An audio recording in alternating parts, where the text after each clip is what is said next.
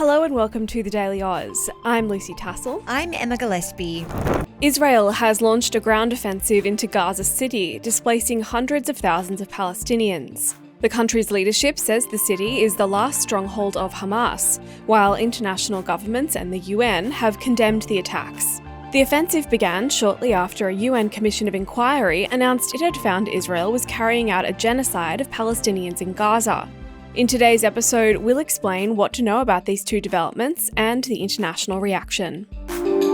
Lucy, it's been a really big week of headlines coming out of the Middle East and relating to the conflict in Gaza. Those two developments that you mentioned were reported within hours of each other on Tuesday night.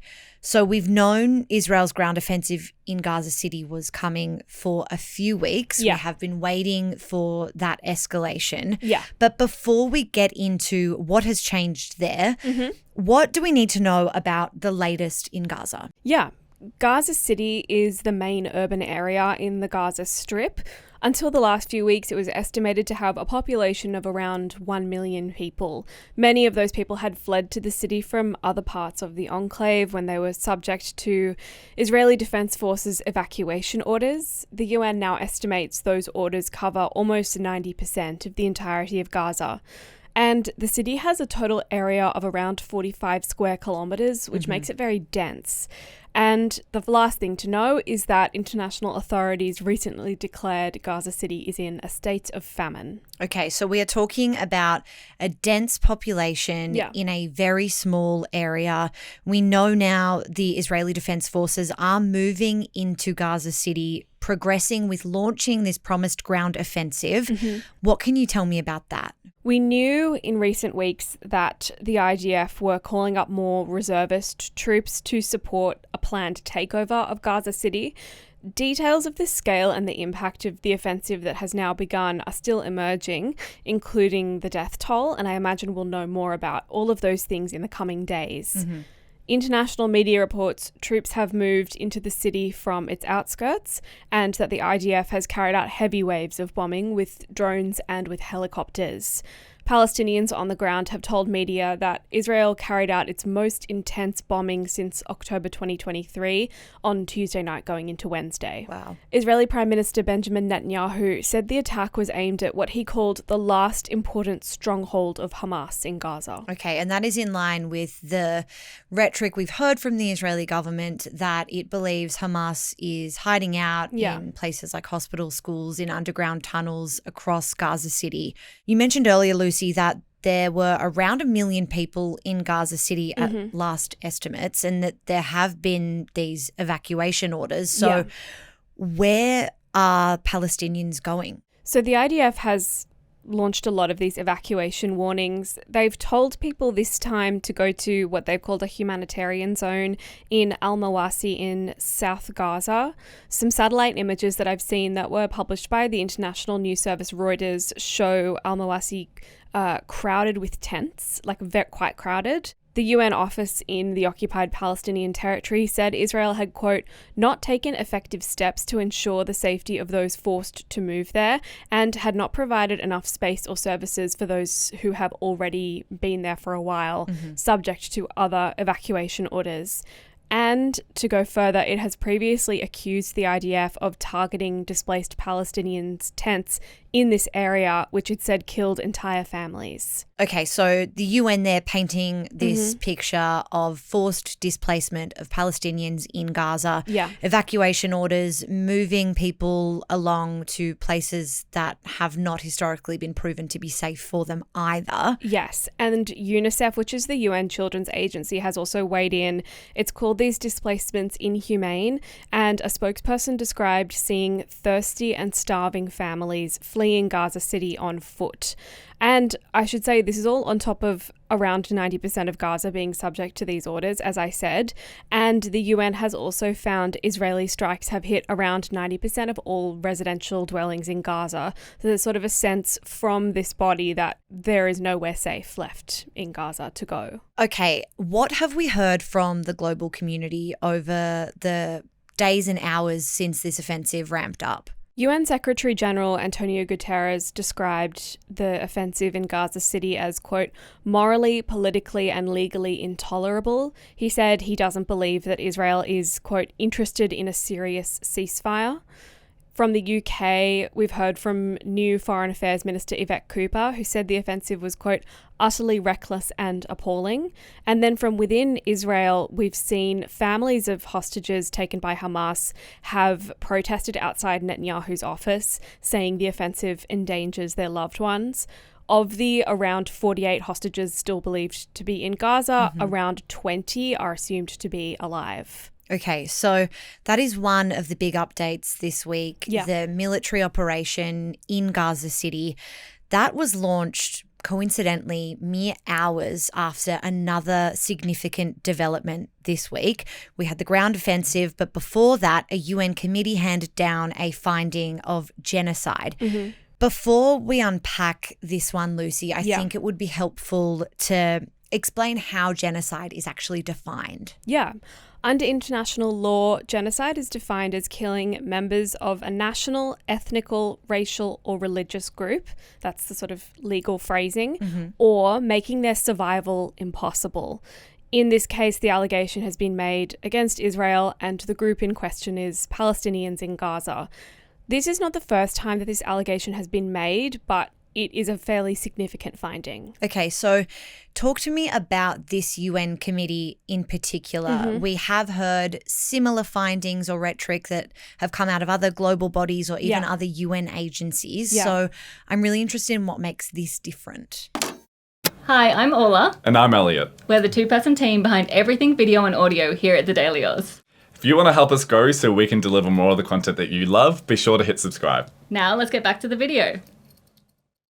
So there are three reasons in my mind. The first is the nature of the committee itself. The second is the scope of the research that is undertaken. And the third is the nature of the finding. So the first point, the committee that's made this finding is based in the UN's Human Rights Office. It's called the UN Independent International Commission of Inquiry on the Occupied Palestinian Territory, including East Jerusalem and Israel. That's its full title. Yeah. It was established in 2021 after an Israeli military offensive on Gaza and Hamas and other groups firing rockets at Israel. I'm not going to get into the details. We've got enough to get through on today's podcast, but suffice it to say there were several specific causes for this committee to be set up, and some of them related to territories considered illegally occupied by Israel under international law, including East Jerusalem. Okay. So this committee has been specifically examining Israel's actions in the region for some years now.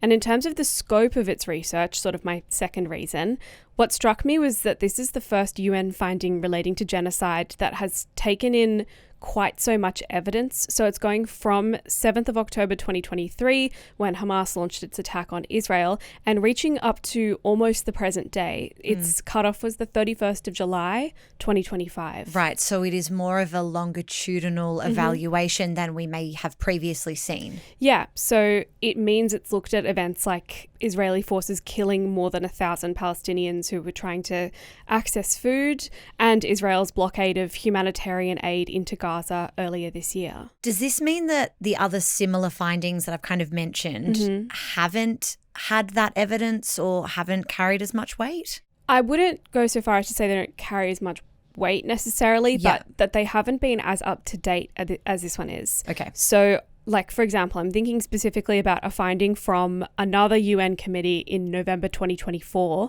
that Israel's actions in Gaza were, quote, consistent with genocide. That looked at evidence from October 2023 to July 2024, so more than a year ago. And you can even hear a bit of a language shift between these different UN committees, saying that Israel's actions were consistent with genocide versus the more recent finding of having carried out genocide. Yeah, or like the International Criminal Court has an active arrest warrant for Netanyahu for allegations of war crimes, including targeting civilians and using starvation as a weapon of war. That includes evidence up to May 2024. And as we've kind of now touched on, my third point is the nature of the finding. Obviously, the previous finding was actions consistent with genocide. The ICC is suing for war crimes. The language of this release from the UN was different, and it said, direct quote, Israel has committed genocide against Palestinians in the Gaza Strip. Lucy, normally when we hear these kinds of findings or we hear from a UN committee of this nature, we get a fairly dense report with citations, evidence, analysis.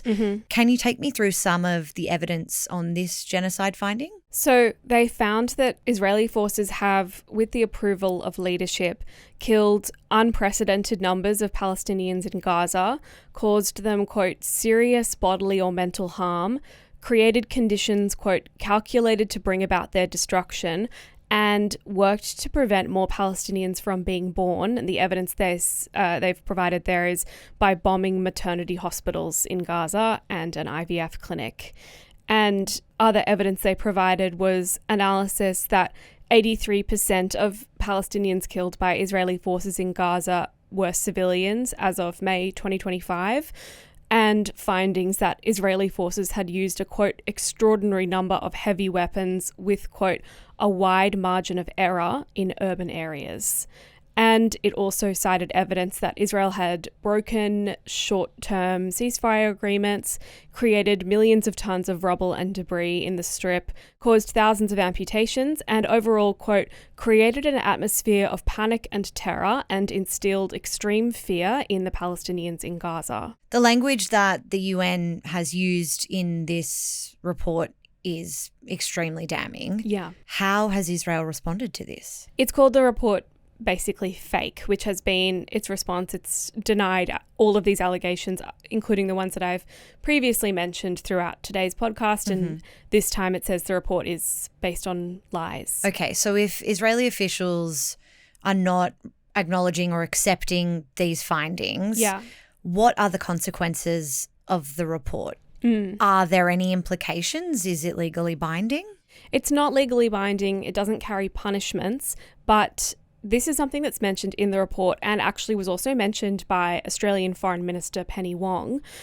Israel's actions are going to be judged by the International Court of Justice. So that's the ICJ. You might also hear it referred to as the World Court. Yeah. That's the court where countries can pursue allegations against each other.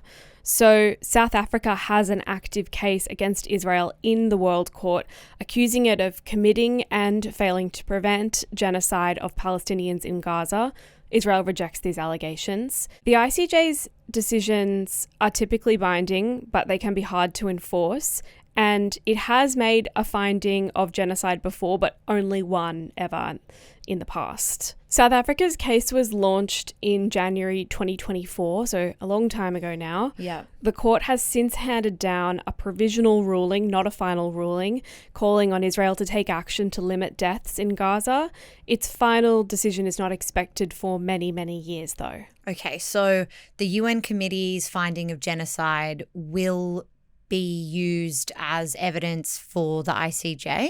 It'll sort of sit alongside it, I believe. Okay, but as you mentioned, a decision isn't expected for many years. Yeah. Whereas on the ground in Gaza City right now, things are escalating at a more rapid pace than we've seen in a long time in this conflict. So what can we expect in the short term? Does anything change? In terms of the things that could happen, we've talked a lot about possible ceasefires. That is looking fairly unlikely at the moment, given Israel's strike on Hamas's negotiating team in Qatar. In the coming days, in the immediate short term, next week actually, the UN General Assembly is due.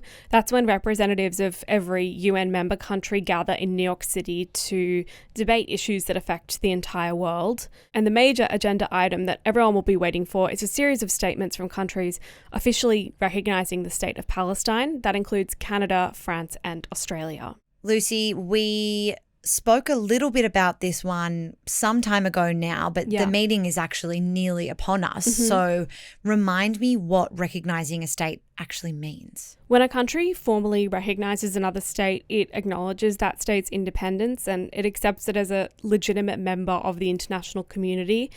It typically leads to establishing formal diplomatic relations between the two countries. They might set up embassies, they might have official trade agreements.